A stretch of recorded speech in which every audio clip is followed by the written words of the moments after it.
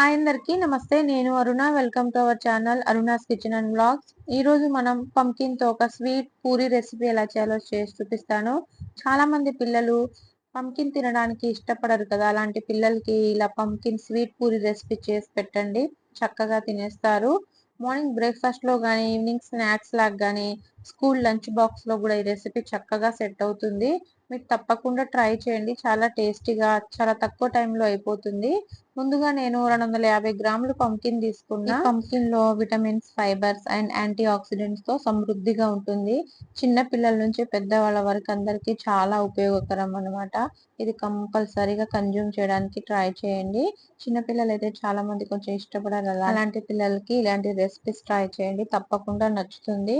నేను మొత్తం peel out చేసుకొని లోపల ఉన్న సీడ్స్ అంతా తీసేసి మొత్తం క్లీన్ చేసుకొని ఇలా పీసెస్ గా కట్ చేసుకున్నాను. వీటిని ఒక గిన్నెలో వేసుకొని ఒక గ్లాస్ వాటర్ యాడ్ చేసుకున్న తర్వాత మనము బాయిల్ చేసుకుందాం. ఈ పంకిన్ ని త్వరగా బాయిల్ అనేది అయిపోతుంది అనమాట. వాటర్ కంటెంట్ అనేది ఎక్కువ ఉంటుంది కాబట్టి నేను ఒక గ్లాస్ వాటర్ యాడ్ చేశాను, మరి వాటర్ గా అయిపోకూడదని. చూసారు కదా, విత్ ఇన్ 5 minutes లో మనకి ఏం చక్కగా బాయిల్ అయిపోయింది. ఆ వాటర్ అనేది కూడా మన పంకిన్స్ అనేది అబ్జర్వ్ చేసుకుంది కాబట్టి దీంట్లో ఉన్న న్యూట్రిషన్స్ అనేది బయటేం వెళ్ళదు. దీంట్లోనే నేను స్వీట్నెస్ కోసం 2 క్యూబ్ల బెల్లం అనేది తీసుకున్నా. మీరు 2 స్పూన్స్ అలా యాడ్ చేసుకోవచ్చు. ఈ బెల్లం యాడ్ చేసిన తర్వాత అది మొత్తం మూత పెట్టేసి ఒక 2-3 minutes ఉంచేస్తే బెల్లం అనేది ఆ హీట్ కి కూడా మెల్ట్ అయిపోతుంది. చూసారు కదా, బెల్లం మొత్తం కరిగిపోయింది. దీన్ని మొత్తం ఒకసారి మ్యాష్ చేసుకుందాము. మీరు మ్యాష్ చేసుకోకపోతే మిక్సీ జార్ లో కూడా యాడ్ చేసుకొని ఒకసారి గ్రైండ్ చేసుకుంటే ఇది ఫైన్ పేస్ట్ లాగా అయిపోతుంది. చూసారు కదా, ఈ కన్సిస్టెన్సీలో ఉండాలన్నమాట. మరి మనం వాటర్ అనేది ఎక్కువ యాడ్ చేస్తే వాటరీగా అయిపోతుంది.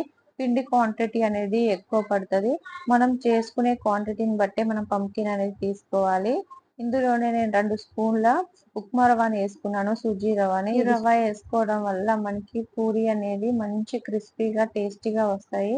ఉప్మా రవ్వ యాడ్ చేసిన తర్వాత 5 minutes దీన్ని పక్కన పెట్టేద్దాము.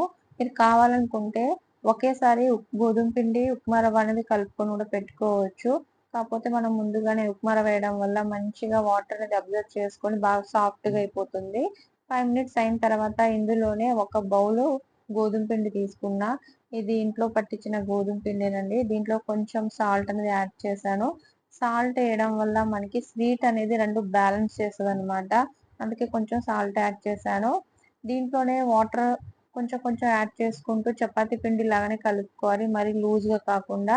కలిపిన తర్వాత నేను కొంచెము వెడల్పున్న గిన్నెలో తీసుకొని మొత్తం చేత్తో బాగా కలుపుకుంటున్నా. ఈ పిండిని బాగా మర్దన చేసుకోవాలి, సాఫ్ట్ డో లాగా. ఒకవేళ మీరు పిండి కలిపేటప్పుడే బాగా లూజ్ గా అనిపిస్తే కొంచెం పొడి పిండి అనేది యాడ్ చేసుకొని పిండి సెమీ సాఫ్ట్ గా కలుపుకోవాలి. ఇలా కలుపుకొని మనము ఒక 5 minutes పక్కన పెట్టేద్దాం. ఇలా 5 minutes పక్కన పెట్టడం వల్ల పిండి అనేది మంచిగా నాని సాఫ్ట్ గా అవుతుంది. చూసారు కదా, వీడియో చూపిస్తున్న ఎంత సాఫ్ట్ గా ఉందో. ఈ టైంలో మీరు చిన్న చిన్న బాల్ లెక్క పూరి ఏ సైజ్ లో కావాలనుకుంటే ఆ సైజ్ లో చిన్న చిన్న బాల్ లెక్క చేసుకోవచ్చు. నేను కొంచెం మీడియం సైజ్ లోనే చిన్న బాల్స్ తీసుకుంటున్నాను. చూసారు కదా, పిండి మంచిగా నానితేనే పూరి అనేది కూడా అలానే పొంగుతుందండి. మనం పిండి కలిపే విధానంలోనే పూరి అనేది అంత మంచిగా పొంగి రౌండ్ గా వస్తాయి అనమాట. నిన్న చిన్న బాల్ తీసుకొని కొంచెం పొడి పిండి చల్లుకొని ఇలా పూరి లాగా రోల్ చేసుకుంటున్నాను. పూరి అనేది మీకు కొంచెం షేప్ లో రావాలనుకుంటే ఇంట్లో ఏదైనా గ్లాస్ కానీ షార్ప్ బౌల్ తో కానీ కట్ చేసుకోవచ్చు. చూసారు కదండి, మన పంకిన్ పూరీలు అనేది ఎంత కలర్ఫుల్ గా ఉన్నాయో. రెడీ అయిపోయింది. అన్ని ఇలానే చేసుకొని పక్కన పెట్టుకుంటాను ఒకేసారి. అప్పుడు ఈజీగా మనకి ఫ్రై చేసుకోవడానికి టైం తక్కువలో అయిపోతుంది అనమాట. చూసారుగా, మొత్తం చేసుకున్నాను. డీప్ ఫ్రై కి సరిపడా ఆయిల్ పెట్టేసి ఆయిల్ అనేది బాగా హీట్ అయిన తర్వాత ఫ్లేమ్ ని మీడియం లో పెట్టుకొని ఒక్కొక్క పూరి వేసుకుంటూ 2-3 seconds అలా ఫ్రై చేసుకొని టర్న్ చేసుకుంటూ ఫ్రై చేసుకోవాలన్నమాట. అప్పుడు పూరి అనేది మంచిగా పొంగి క్రిస్పీగా అవుతాయి. చూసారు కదా, ఒక సైడ్ అనేది మంచిగా కలర్ఫుల్ గా ఫ్రై అయింది. ఇంకో సైడ్ టర్న్ తీసుకొని 2 వైపులా ఫ్రై చేసుకొని తీసుకున్నాను. తీసిన తర్వాత దీన్ని పక్కన పెట్టేసి మిగతా పూరీలన్నీ కూడా ఇలానే మీడియం ఫ్లేమ్ లో పెట్టుకొని ఫ్రై చేసుకోవాలి. పూరీలు అనేది రెడీ అయిపోయింది. పంకిన్ పూరి చాలా టేస్టీగా ఉంటుంది. వీటిని ప్లెయిన్ గా గానీ, ఉప్మా రవ్వ హల్వాతో గానీ, శ్రీఖండ్ తో గానీ తినొచ్చు. మీరు తప్పకుండా ట్రై చేసి మీకు ఎలా వచ్చిందో నాకు కామెంట్ చేయండి. ప్లీజ్ సబ్స్క్రైబ్ చేయడం మాత్రం మర్చిపోకండి. పక్కనే ఉన్న బెల్ ఐకాన్ కూడా క్లిక్ చేసుకుంటే నెక్స్ట్ వచ్చిన నా రెసిపీస్ మీకు ఈజీగా తెలుస్తుంది. అరుణాస్ కిచెన్ అండ్ బ్లాగ్స్ కి సబ్స్క్రైబ్ చేసుకోండి.